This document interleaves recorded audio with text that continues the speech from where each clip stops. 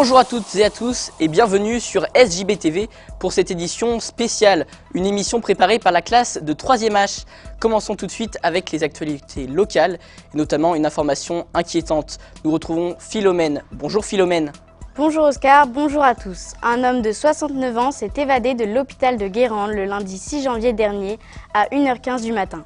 Il a passé 34 heures dehors. L'homme a finalement été retrouvé à proximité de l'hôpital dans une zone difficile d'accès. Il a été par la suite hospitalisé à Saint-Nazaire. Il se trouvait en état d'hypothermie.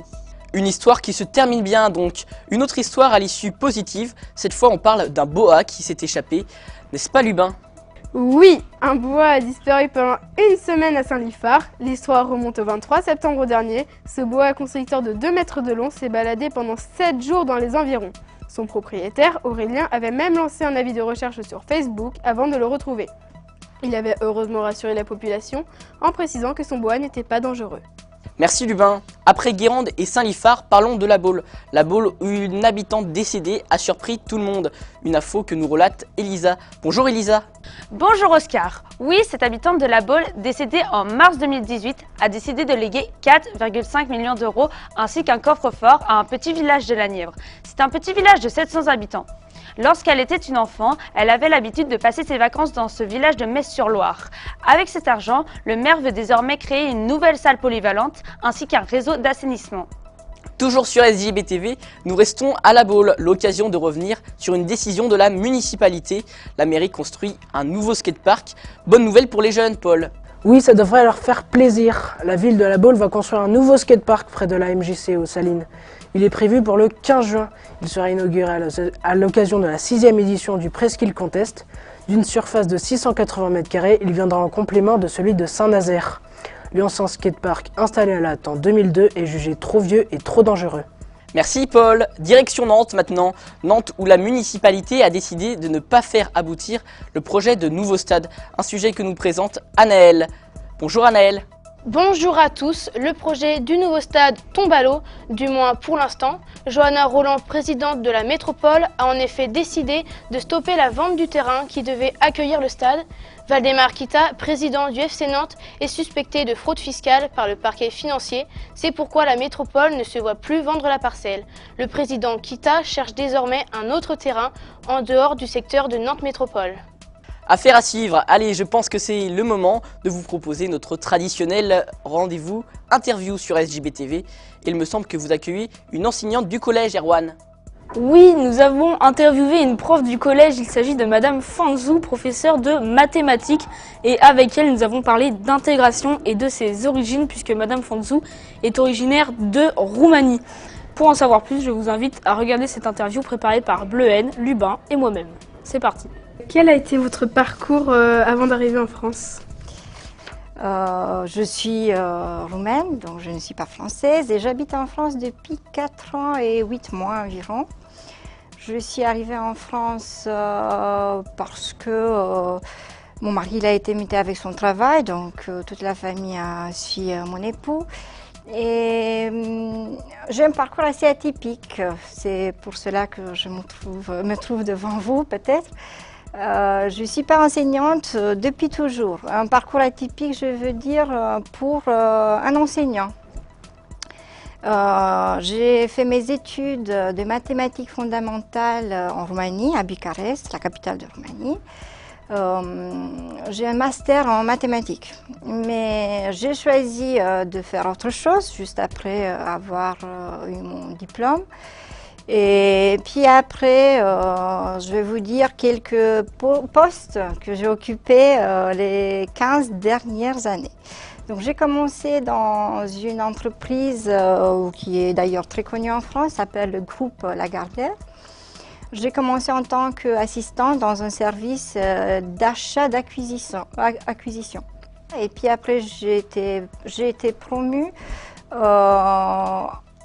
et j'ai eu la position de coordinatrice presse étrangère. Donc j'avais une équipe. Et la dernière position, juste avant d'arriver en France, ce qui m'a plu énormément, c'était, vous avez déjà entendu parler peut-être de business analyst.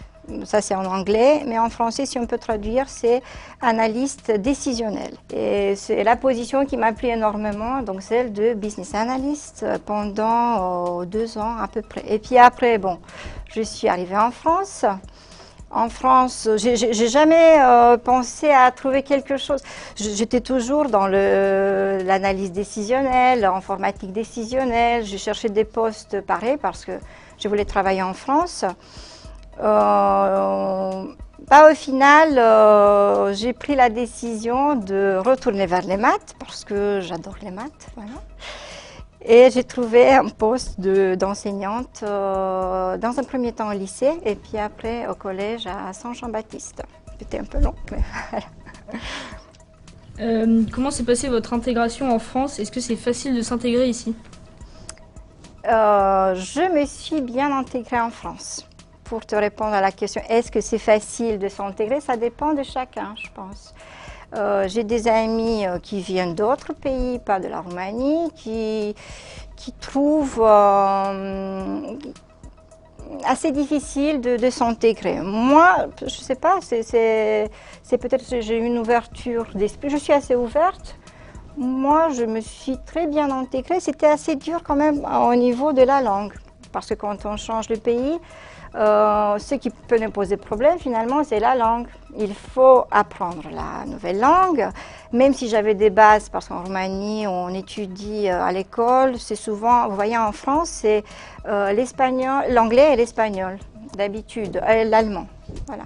En Roumanie, c'est français-anglais d'habitude. Donc moi, j'avais des bases de français, mais puis après à l'oral, c'était assez compliqué. Donc le grand défi, c'était de bien apprendre la langue, afin de pouvoir travailler, afin de pouvoir quelque chose en France.